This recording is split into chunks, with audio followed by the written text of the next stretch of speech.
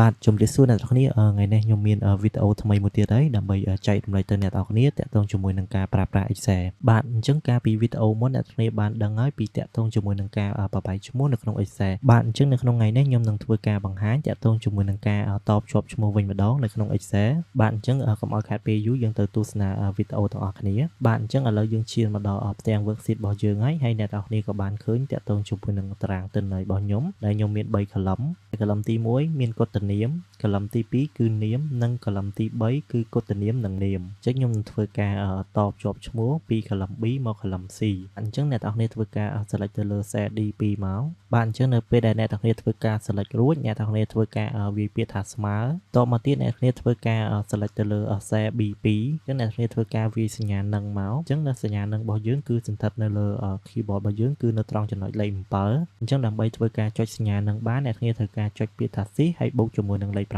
មកទៀតអ្នកនរគ្នាធ្វើការចុចពាក្យ double quote ចំនួន2ដងមកទៀតអ្នកនរគ្នាធ្វើការវាយសញ្ញានឹងម្ដងទៀតធ្វើការ select ទៅលើ cell C2 អញ្ចឹងតាក់ទងជាមួយនឹងចំណុចកន្លែង double quote អ្នកនរគ្នាត្រូវចុច space ដើម្បីធ្វើការដក clear វាដើម្បីធ្វើការញែកឈ្មោះរបស់យើងហើយជាមួយនឹងតកូរបស់យើងឲ្យនៅដាច់ពីគ្នាបាទអញ្ចឹងបន្ទាប់មកទៀតអ្នកនរគ្នាគ្រាន់តែចុចពាក្យ enter មកវានឹងធ្វើការតភ្ជាប់ឈ្មោះគ្នារវាង cell B2 និង C2 អញ្ចឹងតាក់ទងជាមួយនឹងឈ្មោះផ្សេងទៀតអ្នកនរគ្នាគ្រាន់តែធ្វើការអស់មកចាប់ពី column D2 រហូតដល់ D8